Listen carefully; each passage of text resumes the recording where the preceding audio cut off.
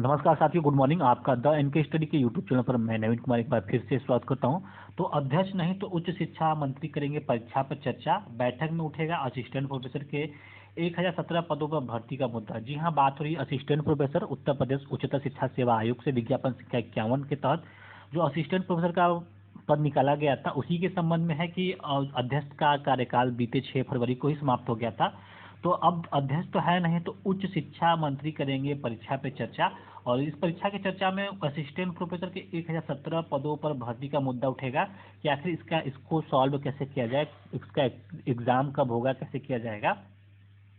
तो देख लेते हैं क्या न्यूज। उसके पहले चैनल पर नए हैं तो इसको जरूर से शेयर करें, सब्सक्राइब करें, लाइक करें। और अगर आप असिस्टेंट प्रोफेसर संबंधित किसी भी न्यूज़ को देखना चाहते हैं तो इस वीडियो के डिस्क्रिप्शन बॉक्स में असिस्टेंट प्रोफेसर न्यूज़ के नाम से एक प्लेलिस्ट बना हुआ है, वहाँ पे जाकर देख सकते हैं। या फिर एनके स्टडी के टेलीग्राम चैनल से जुड़ना चाहते हैं तो उसका भी लिंक इस वीडियो के डिस्क्रिप्शन बॉक्स में उपलब्ध है, वहाँ जाके आप देख सकते हैं। तो चलिए वीडियो शुरू करते हैं। उससे पहले दोस्तों एक लाइक ज़रूर करें, क्योंकि जितने भी वीडियो होते हैं सब आप ही के लिए होते हैं। तो सबसे पहले आप सभी लोगों को होली की ढेर सारी शुभकामनाएं, हैप्पी होली। तो उच्च शिक्षा मंत्री की 13 मार्च को होने वाली समीक्षा बैठक में चर्चा के लिए जिन बिंदुओं को एजेंडे में शामिल किया गया है, उसमें विज्ञापन संख्या 51 के तहत असिस्टेंट प्रोफेसर के 1017 पदों पर भर्ती के लिए परीक्षा के आयोजन को भी शामिल किया गया है। तो 13 मार्च को एक बैठक होने वाली है उच्च शिक्षा मंत्री के द्वारा, और उसके एजेंडे में बहुत सारे बिंदुएं शामिल हैं। तो उसमें से एक बिंदु जो है असिस्टेंट प्रोफेसर विज्ञापन संख्या 51 को लेकर भी है कि आखिर इसका एग्जाम कैसे किया जाए। तो इस भर्ती के लिए अगस्त 2022 में ऑनलाइन आवेदन की प्रक्रिया पूरी हो चुकी है। उत्तर प्रदेश उच्चतर शिक्षा सेवा आयोग के अध्यक्ष का कार्यकाल 6 फरवरी 2023 को पूरा हो चुका है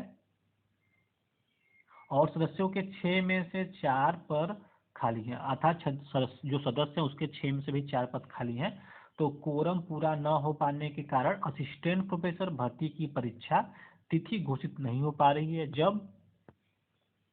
जब तक कोरम पूरा नहीं होगा तब तक भर्ती फंसी रहेगी। तो यहाँ पे सबसे बड़ी दिक्कत है कोरम का ही अभाव, क्योंकि 4 फरवरी को भी 2 सदस्यों का कार्यकाल पूरा हो गया था, उससे पहले भी कार्यकाल पूरा हो गया था। तो कुल मिला के जो है 6 में से 4 सदस्य खाली मतलब का कार्यकाल पूरा हो चुका, केवल 2 ही सदस्य इस समय आयोग में बचे हैं।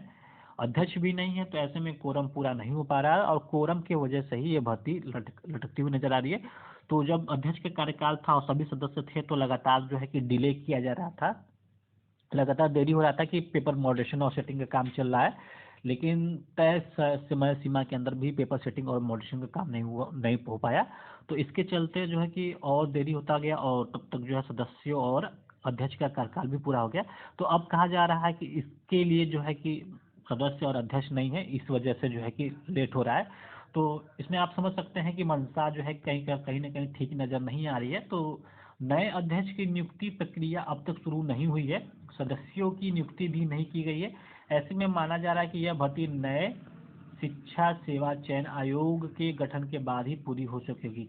तो अब जो है कि इसीलिए जो है कि विलंब किया जा रहा था, ताकि जो है कि अध्यक्ष का कार्यकाल 6 फरवरी को पूरा हो जाएगा। और सबसे बड़ी बात है कि जो माध्यमिक शिक्षा सेवा चयन बोर्ड है उसका जो भी अध्यक्ष है उनका भी कार्यकाल लगभग 8 अप्रैल को पूरा हो जाएगा। तो इस वजह से जो है कि अब तक जो प्रवक्ता की भर्ती, टीजीटी की भर्ती और असिस्टेंट प्रोफेसर की भर्ती लगातार लटकती नजर आ रही है, क्योंकि दोनों का ही विज्ञापन जो है कि मई जून में प्रकाशित कर दिया गया था और आवेदन जो है कि लगभग जून अगस्त में पूरा हो गया था। और इतने महीने बीतने के बावजूद भी जो है कि लगातार भर्तियों को जानबूझ के लटकाया गया, ताकि नए शिक्षा सेवा चयन आयोग से ये भर्तियां पूरी की जा सके। तो फिलहाल 13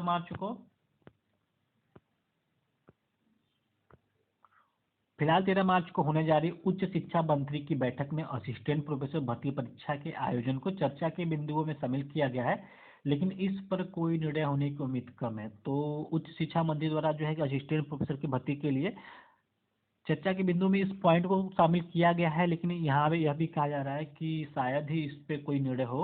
इसके अलावा विषयों की अंतः संबद्धता के मुद्दे पर भी बैठक में चर्चा होनी है। विषयों की अंतः संबद्धता को लेकर कोई विवाद होने पर आयोग इस पर निर्णय लेता था, अर्थात जो भी विषय की अंतः संबद्धता होती है उस पर कोई विवाद होता है तो आयोग इस पर निर्णय लेता है। तो पूर्व में एक मामला हाई कोर्ट में चला गया था, जिसके बाद कोर्ट ने आदेश दिया था कि आयोग के निर्णय पर शासन का अनुमोदन भी लिया जाए। तो अर्थात जो अब जो है कि इस विषय से संबंधित कोई भी अगर बात होती है तो आयोग तो निर्णय ले लेगा, लेकिन उससे शासन से भी अनुमोदन कराना आवश्यक होगा। तो बैठक में इस बात पर भी चर्चा हो सकती है कि विषयों की अंतः संबद्धता को लेकर अगर कोई विवाद होता है तो शासन और आयोग में किससे इस पर निर्णय लेने का अधिकार है। तो ये रहा डिटेल कि क्या क्या होना है, असिस्टेंट प्रोफेसर विज्ञापन संख्या 51 पे क्या बात होनी है क्या नहीं।